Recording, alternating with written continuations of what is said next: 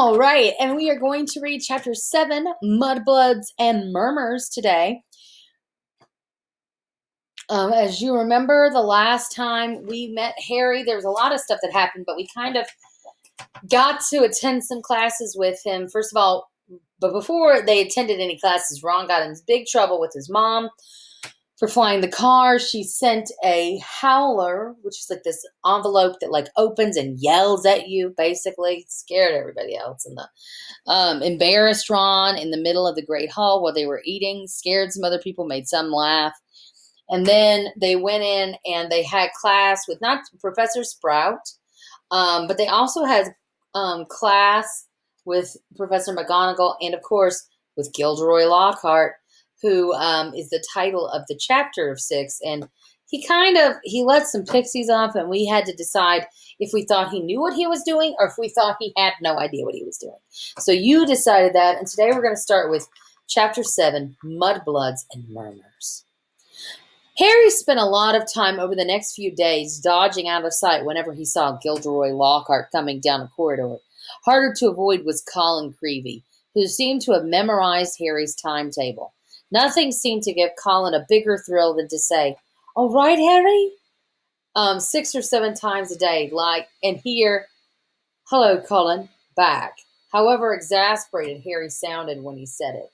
Hedwig was still angry with Harry about the disastrous car journey, and Ron's wand was still malfunctioning, surpassing itself on Friday morning by shooting out of Ron's hands in charms and hitting tiny old Professor Flitwick squarely between the eyes, creating a large throbbing green boil where it had struck. So with one thing and another, Harry was quite glad to reach the weekend. He, Ron, and Hermione were planning to visit Hagrid on Saturday morning. Harry, however, was shaken awake several hours earlier than he would have liked by Oliver Wood, captain of the Gryffindor Quidditch team. "What's the matter?" said Harry groggily. Quidditch practice, said Wood. "Come on." Harry squinted at the window. There was a thin mist hanging across the pink and gold sky. Now he was awake. He couldn't understand how he could have slept through the rackets the birds were making. "All of them," said Harry croaked. "It's the crack of dawn." "Exactly," said Wood. He was a tall and burly 6th year, and at the moment his eyes were gleaming with mad enthusiasm. "It's part of our new training program. Come on, grab your broom and let's go," said Wood heartily. "None of the other teams have started training yet. We're going to be the first to mark the year. We're going to be the first off the mark this year." Yawning and and shivering slightly, Harry climbed out of bed and tried to find his Quidditch robes. "Good man," said Wood. "Meet you on the pitch in 15 minutes." When he'd found his scarlet team robes and pulled on his cloak for warmth, Harry scribbled a note to Ron explaining where he'd gone and went down the spiral staircase into the common room, his Nimbus 2000 on his shoulder. He had just reached the portrait hole when there was a clatter behind him and Colin Creevey came dashing down the spiral staircase, his camera swinging madly on his neck and something clutched in his hand. "I heard someone say your name on the stairs, Harry. Look what I've got here. I've had it developed. I wanted to show you." Harry looked bemusingly at the photograph Colin was brandishing under his nose. A moving black and white Lockhart was tugging hard on Harry's arm, tugging hard on an arm Harry recognized as his own. He was pleased to see that his photographic self was putting up a good fight and refusing to be dragged into view. As Harry watched, Lockhart gave up and slumped, panting against the white edge of the picture. "Will you sign it?" said Colin eagerly. "No," said Harry flatly, glancing around to check that the room was really deserted. "Sorry, Colin, I'm a bit of a hurry. Quidditch practice." He climbed through the portrait hole. "Oh, wow! Wait for me. I've never watched a Quidditch game before." Colin scrabbled through the hole after him. "It'll be really boring," Harry said quickly. but Colin ignored him, his face shining with excitement. "You were the youngest house player in 100 years, weren't you, Harry? Weren't you?" said Colin, trotting alongside him. "You must be brilliant. I've never flown. Is it easy? Is that your broom? Is that the best one there is?" Harry didn't know how to get rid of him. It was like having an extremely talkative shadow. "I don't really understand Quidditch," said Colin breathlessly. "Is it true there are four balls and two of them fly around trying to knock people off their brooms?" "Yes," said Harry heavily, resigned to explaining the complicated rules of Quidditch. They're called bludgers. There are two beaters on each team who carry clubs and beat the bludgers away from their side. Fred and George Weasley are the Gryffindor beaters. "And what are the other balls for?" Colin asked, tripping down a couple of steps as he was gazing open-mouthed at Harry. "Well, the quaffle, that's the biggest red one. It's the one that scores the goals. Three chasers on each team throw the quaffle to each other and try to get it through the goalpost at the end of the pitch. They're the three long poles with hoops on the end." "And the fourth ball?" "Is the golden snitch," said Harry, "and it's very small and very fast and very difficult to catch. But it's what a seeker's got to do, because the game of Quidditch doesn't end until the snitch has been caught. And whichever team seeker gets a snitch earns his team an extra 150 points. "And you're the Gryffindor seeker, aren't you?" said Colin in awe. "Yes," said Harry as they left the castle and started across the dew-drenched grass. "And there's the keeper, too. He guards the goalpost. That's it, really." But Colin didn't stop questioning Harry all the way down the sloping lawns to the Quidditch pitch, and Harry only shook him off when he reached the changing rooms. Colin called after him in a piping voice, "I'll go and get a good seat, Harry," and hurried off to the stands. The rest of Gryffindor team were already in the changing room. Wood was the only person who looked truly awake. Fred and George Weasley were sitting, puffy-eyed and tousled hair, next to a fourth-year Alicia Spinnet, who seemed to be nodded off against the wall behind her.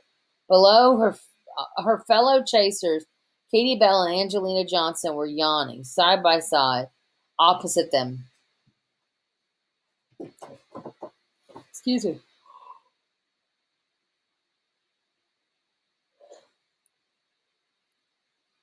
"There you are, Harry. What kept you?" said Wood briskly. "Now, I wanted a quick talk with you before we all get. Oh wait, before we actually get onto the pitch, because I spent the summer. I spent the summer devising a whole new training program, which I really think will make all the difference." Wood was holding up a large diagram of the Quidditch pitch, on which were drawn many lines, arrows, and crosses in different colored inks. He took his wand, tapped the board, and the arrows began to wiggle over the diagram like caterpillars.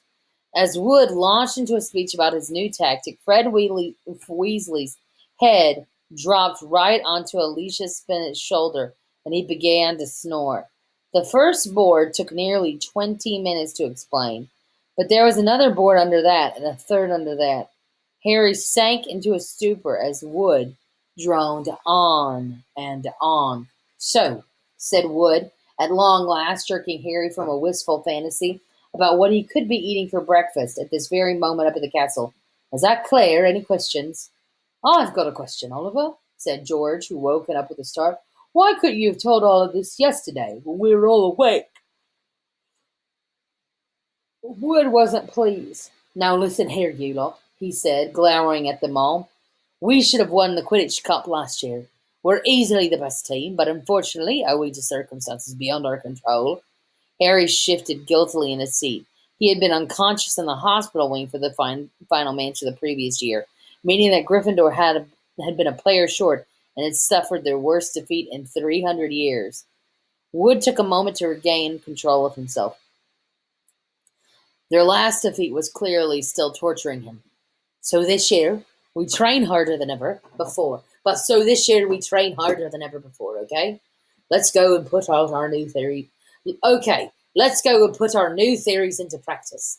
Wood shouted, seizing his broomstick and leading the way out of the changing room. Stiff-legged and still yawning, his team followed. They had been in the changing room so long that the sun was up properly now, although the remnants of the mist hung over the grass of the stadium. Harry walked onto the pitch. As Harry walked onto the pitch, he saw Ron and Hermione sitting in the stand.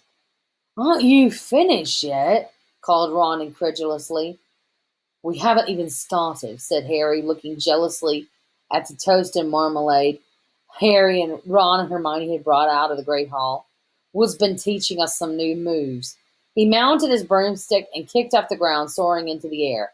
The cool morning air whipped at his face, waking him far more effectively than Wood's long talk. It felt wonderful to be back on the Quidditch pitch. He soared right around the stadium at full speed, racing Fred and George. What's that funny noise? What's that funny noise? Called Fred as they hurled around the corner. Harry looked in the stand. Colin was sitting in one of the highest seats, his camera raised, taking picture after picture. The sound strangely magnified in the deserted stadium. Look this way, Harry, this way! He cried shrilly. Who's that? said Fred. No idea, Harry lied, putting on a spurt of speed that took him as far away from Colin. What's going on? Said Wood, frowning as he skimmed through the air towards them. Why is that first year taking pictures? I don't like it. He could be a Slytherin spy, trying to find out about our new training program. He's in Gryffindor, said Harry quickly. And Slytherins don't need a spy, Oliver, said George. What makes you say that? Said Wood, testily. And what makes you say that? Said Wood testily. Because they're here in person, said George, pointing. Several people in green robes were walking onto the pitch, broomstick in hand. I don't believe it, Wood hissed in outrage. I booked the pitch today. We'll see about this. Wood shot across the where am I? Wood shot across the ground, landing rather harder than he meant to in his anger, staggering slightly as he dismounted. Harry, Fred, and George followed. Flint, Wood bellowed at the Slytherin captain. This is our practice time. We got up specially. You can clear off now. Marcus Flint was even larger than Wood. He had a look of a trollish cunning on his face and replied, Plenty of room for all of us, Wood. Angelina, Alicia, and Katie had to come over, too. There were no girls on the Slytherin team, who stood shoulder to shoulder facing the Gryffindors, leering man to man. But I booked the pitch, said Wood, positively spitting with rage. I booked it. Ah, said Flint. We've got specialty signed note here from Professor Snape.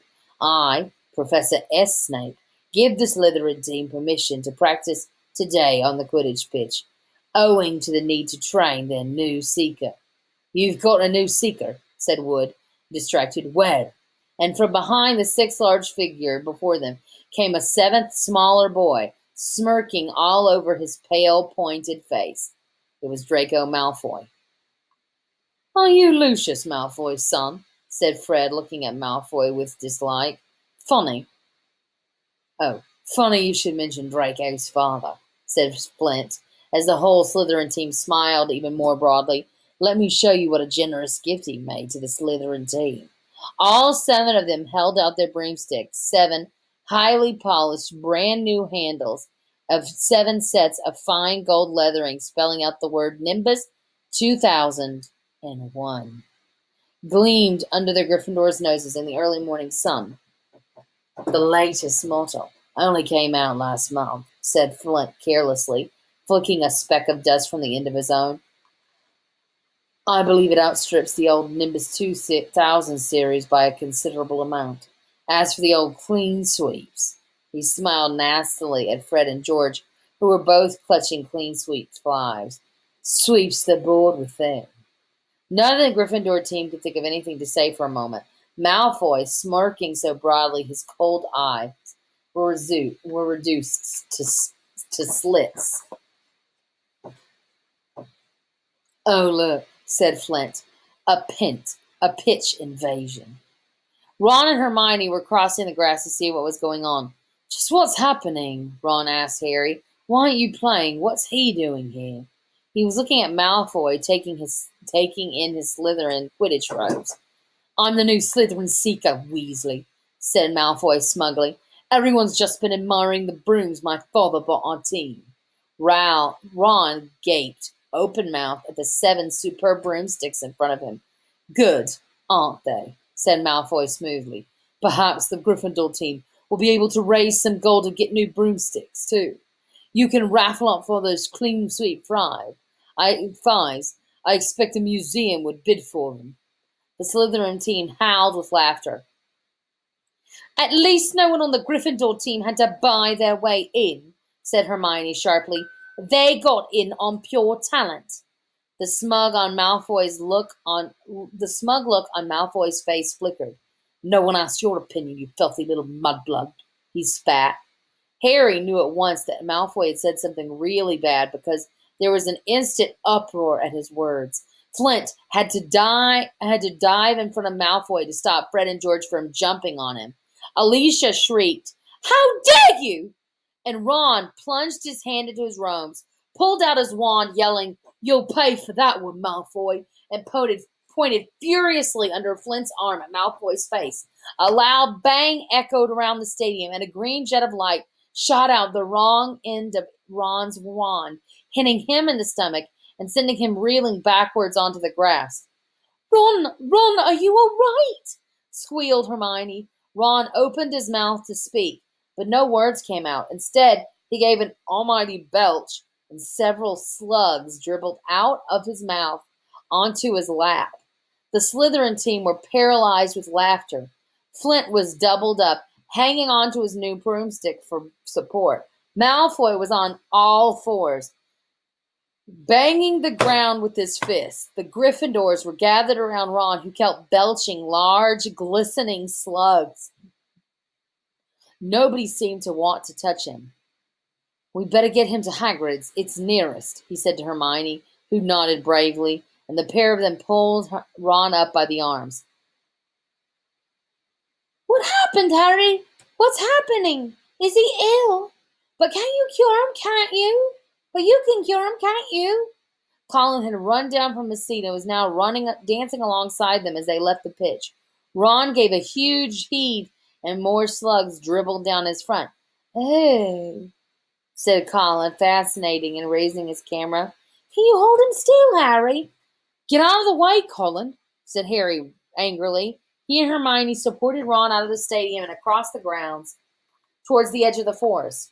Nearly there, Ron," said Hermione. "Yuck,"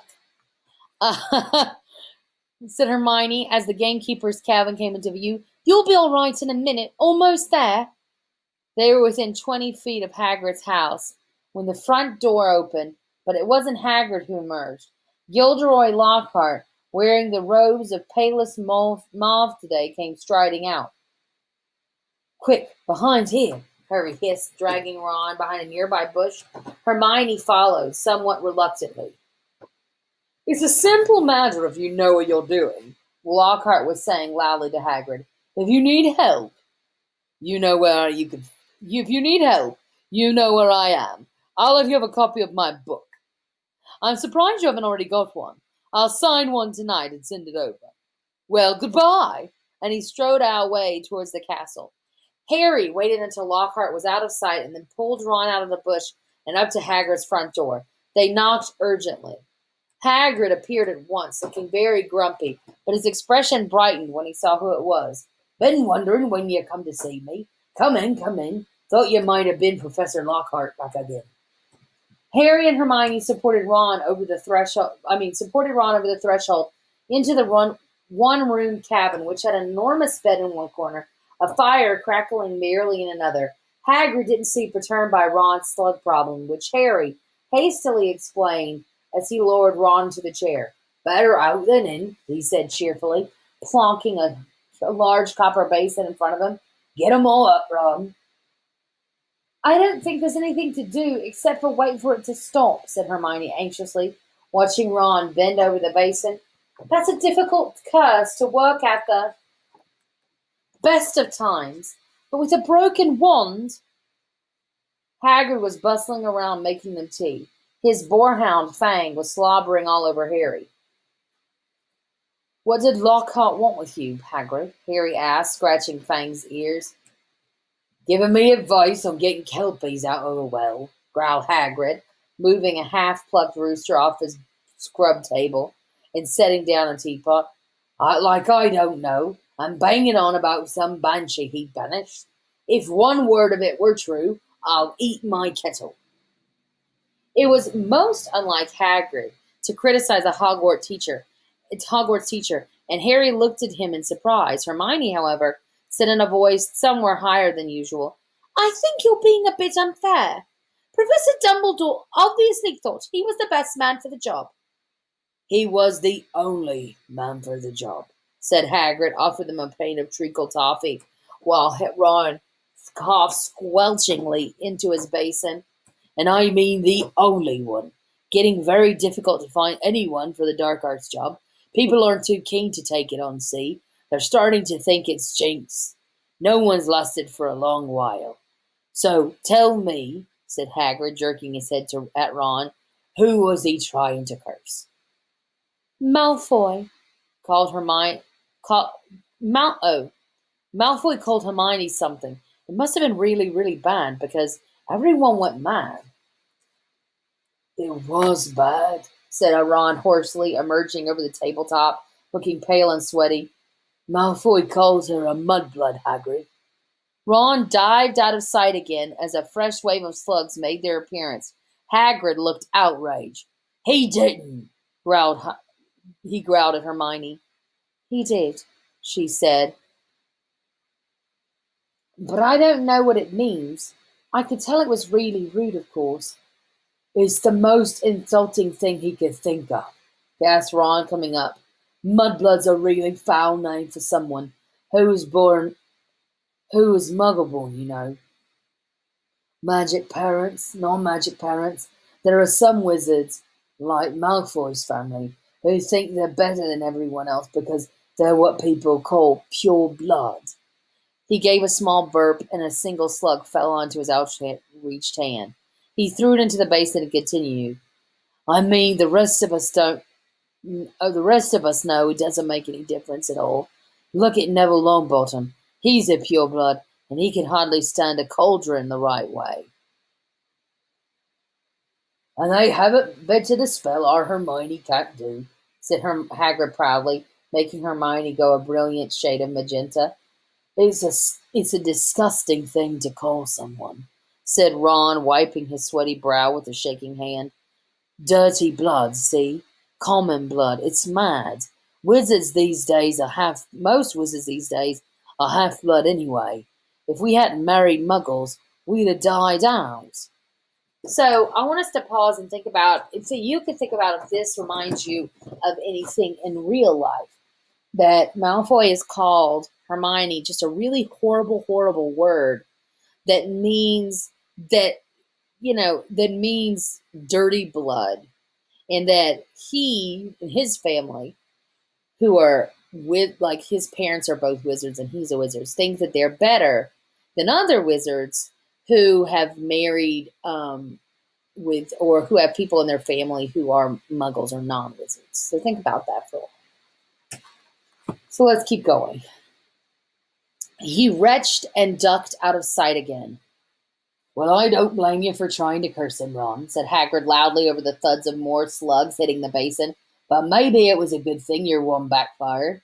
Suspect Lucius Malfoy would have come marching up to school if he had cursed his son. At least you're not in trouble. Harry would have pointed out that trouble didn't come much worse than having slugs pouring out of your mouth, but he couldn't.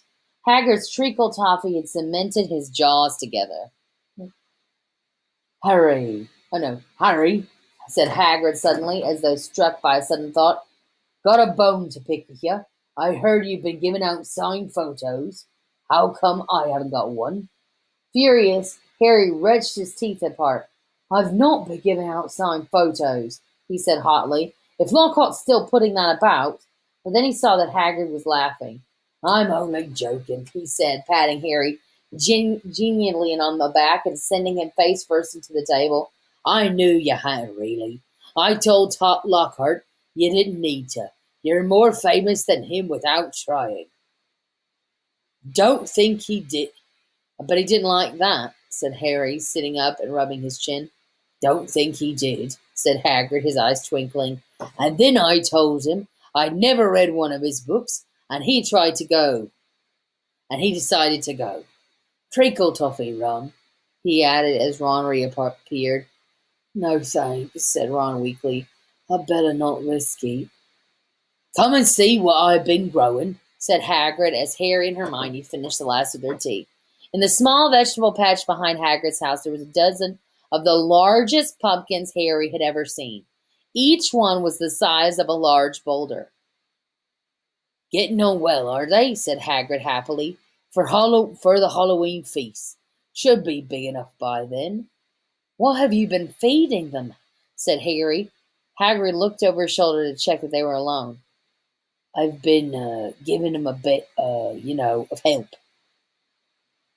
Harry noticed Hagrid's flowery pink umbrella leaning against the back wall of the cabin. Harry had had a reason to believe before now that the umbrella was not at all as it looked. Before now that this umbrella was not all it looked. In fact, he had a strong impression that Hagrid's old school wand was concealed inside it. Hagrid wasn't supposed to use magic. He had been expelled from Hogwarts in his third year, but Harry never found out why. Any mention of the matter, and Hagrid would clear his throat loudly and become mysteriously deaf until the subject was changed. An engorgement charm, I suppose, said Hermione, halfway between disapproval and amusement. Well, you've done a good job on them. That's what your little sister said Hagrid, nodding at Ron. I met her just yesterday. Hagrid looked sideways at Harry, his beard twitching, and she was just looking around the grounds, but I reckon she was hoping she might run into someone else at my house. He winked at Harry. If you ask me, she wouldn't say no to a signed. Oh, shut up, said Harry. Ron snorted with laughter, and the ground was sprayed with snugs. Watch it! Hagrid roared, pulling Ron away from his precious pumpkins. It was nearly lunchtime as Harry had only one bit of treacle toffee since dawn. He was keen to go back to school to eat. They said goodbye to Hagrid and walked up to the castle, Ron hiccuping occasionally, but only bringing up two very small slugs. They had barely set foot inside the cool entrance hall when a voice rang out. There you are, Potter Weasley. Professor McGonagall was walking towards them, looking stern. Now, you will both do your detentions this evening. What are we doing, Professor? Said Ron, nervously suppressing a burp. You will be polishing the silver in the trophy room with Mr. Filch, said Professor McGonagall. And no magic, Weasley, elbow grease. Ron gulped. Argus Finch, the caretaker, was loathed by every student in the school. And you, Potter, will be helping Professor Lockhart answer his fan mail, said Professor McGonagall. Oh, no, I can't go. Can't I go and do the trophy room too? Said Harry desperately. Certainly not, said Professor McGonagall, raising her eyebrows. Professor Lockhart requested you particularly. 8 o'clock sharp, both of you. Harry and Ron slouched into a great hall in states of deepest gloom, Hermione behind them, wearing a, you did break the rules sort of expression. Harry didn't fancy his shepherd's pie as much as he thought. Both he and Ron felt that they got the worst deal. Filch'll have me there through all night, said Ron heavily. No magic. There must be about 100 cups in that room. I'm no good at muggle cleaning. I swap any time, said Harry hollowly. I've had loads of practice with the Dursleys, answering Lockhart's fan mail. He'll be a nightmare. Saturday afternoon seemed to melt away in what seemed like no time. It was 5 minutes to 8, and Harry was dragging his feet along the second-floor corridor to Lockhart's office. He gritted his teeth and knocked. The door flew open at once, and Lockhart beamed down at him. Let's all beam down like we're Lockhart. Remember, you got to look like you really think a lot of yourself. Ah, here's the scallywag, he said. Come in, Harry, come in.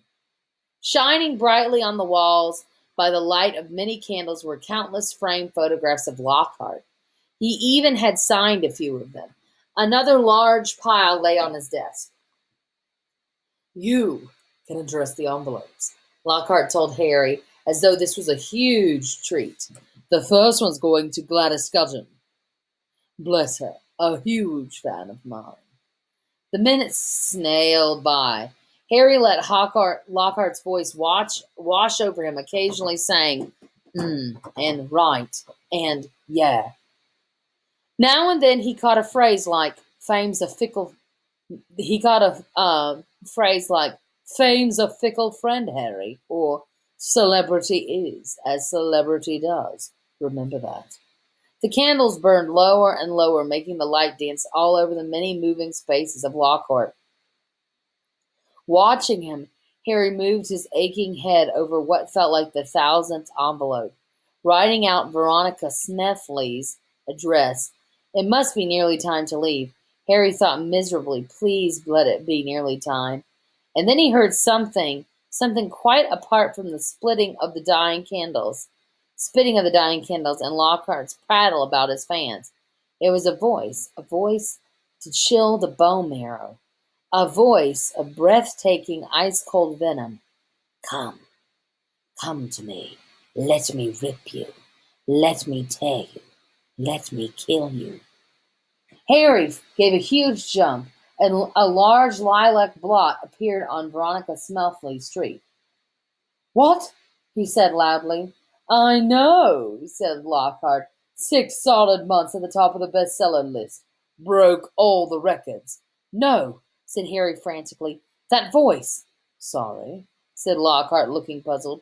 What voice? The voice that I heard. Didn't you hear it? Lockhart was looking at Harry in high astonishment. What are you talking about, Harry? Perhaps you're getting a little drowsy? Great Scott, look at the time. We've been here nearly 4 hours. I never believed it. All the time has flown, hasn't it? Harry didn't answer. He was straining his ears to hear the voice again. But there was no sound except for Lockhart telling him he mustn't expect a treat like this every time he got detention. Feeling dazed, Harry left. It was so late that the Gryffindor common room was almost empty. Harry went straight up to the dormitory. Ron wasn't back yet. Harry pulled on his pajamas, got into bed, and waited. Half an hour later, Ron arrived, nursing his right arm and bringing the strong smell of polish into the darkened room. My muscles have all seized up, he said, He groaned, sinking on his bed. 14 times he made me buff that Quidditch cup before he was satisfied. And then I had another slug attack all over the special award for services to the school. Took ages to shift the slime. How was it with Lockhart? Keeping his voice so low not to wake Neville and Dean and Seamus, Harry told Ron exactly what he had heard. And Lockhart said he couldn't hear it, and Lockhart said he couldn't hear it, said Ron. Harry could see him frowning in the moonlight. Do you think he was lying? But I don't get it. Even someone invisible would have had to open the door. I know, said Harry, lying back in his four-poster and staring at the canopy above him. I don't get it either. So Harry has heard something mysterious. And why do you think that? Do you think it's in his mind? Or do you think that there's something else going on? I want you yourself to make a prediction. What do you think that voice is? And why do you think Professor Lockhart couldn't hear it? All right? And next time we will read Chapter 8, The Death Day Party. The Death Day Party? Interesting. All right. Thanks for listening.